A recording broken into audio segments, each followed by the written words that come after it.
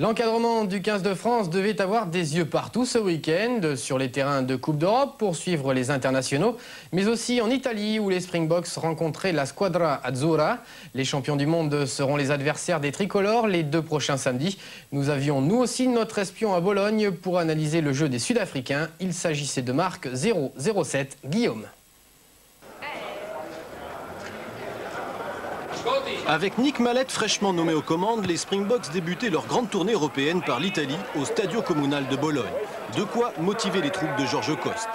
Dans les tribunes, Jean-Claude Scrella et Pierre Villepreux supervisent leur futur adversaire. Côté composition, pas de doute, le 15 majeur sud-africain débute ce test match. D'entrée de jeu, Jos van der Westhuizen s'infiltrera. Teichmann est au relais, servi James Small tape à suivre pour lui-même. Le rebond est favorable au pilier Os Durant. Premier essai, on joue depuis 11 minutes. La conquête et les lancements de jeu chez les champions du monde sont toujours aussi propres. La preuve ici sur cette touche où la 3e ligne intercalée transperce plein champ. L'incontournable V2V manœuvre la défense italienne. Finalement, Peter Rosso aplatit en coin pour un cinglant 15-0. Déboussolés par cette entame de match tonitruante, les Transalpins vont profiter coup sur coup de 2 erreurs défensives. Tout d'abord, Gartner convertit en essai ce mauvais lancer. Et dans la foulée, Justin Swart, l'ailier de la Western Province, déplacé à l'arrière, se trouve à la réception de cette chandelle. Marcello Cutita récupère et Ivan Francescato franchit la ligne en force. Incroyable, l'Italie revient à 2 longueurs à la mi-temps, 22-20. Première analyse sur la méthode de jeu des Sud-Africains. On peut s'apercevoir que c'est une équipe qui est très à droite, qui joue très bien.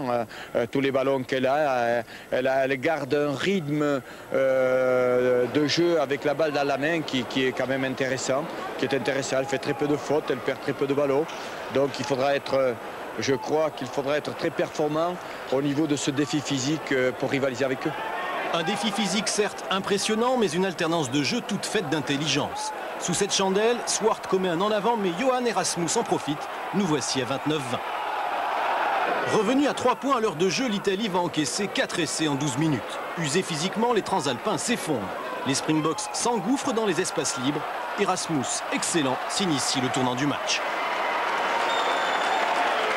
Dès lors, l'Italie n'existe plus. Derrière leur rouleau compresseur, les 3 quarts sud-africains récitent leur gamme et doublé pour Rosso, le longiligne 3 carrés. Le changement chez les Springboks réside dans leur jeu. Moins stéréotypé que dans un proche passé, les Sud-Africains se mettent au mouvement. Swart accélère plein champ et offre un doublé à James Small, toujours aussi véloce. Le récital continue, 50-26. Asphyxiée, la défense italienne reste sans réaction sur ce petit côté bien négocié par Henry Onibal. Justin Swart n'a plus qu'à aplatir le 8e essai. L'addition gonfle encore, de quoi inquiéter Pierre Villepreux qui fait les comptes. C'est une équipe redoutable. Je suis resté sur une excellente impression de cette équipe sud-africaine lors du dernier match qu'ils ont fait contre l'Australie, où ils avaient, ne l'oublions pas, marqué comme aux Italiens, 64 points et même plus qu'aux Italiens. C'est donc une référence et on la prend comme telle. L'Italie aura à cœur d'inscrire un 3e essai en forme de baroud d'honneur. Paolo Vaccari, bien connu des Français, donne le coup de rein nécessaire, mais il est trop tard. D'ailleurs, l'Afrique du Sud aura le dernier mot. Erasmus s'arrache et envoie Dick Muir entre les poteaux. 62-31, les Springboks, 2 fois plus forts que l'Italie, marquent les esprits. Moi, j'ai beaucoup de respect pour le rugby français. Je crois que c'est une des favoris pour la Coupe du Monde en 99. Et on est là pour essayer de construire une équipe pour l'année prochaine, parce que cette année, on n'a pas fait les très bons résultats cette année. En clair, l'Afrique du Sud a besoin de redorer son blason de champion du monde. Le 15 de France est prévenu.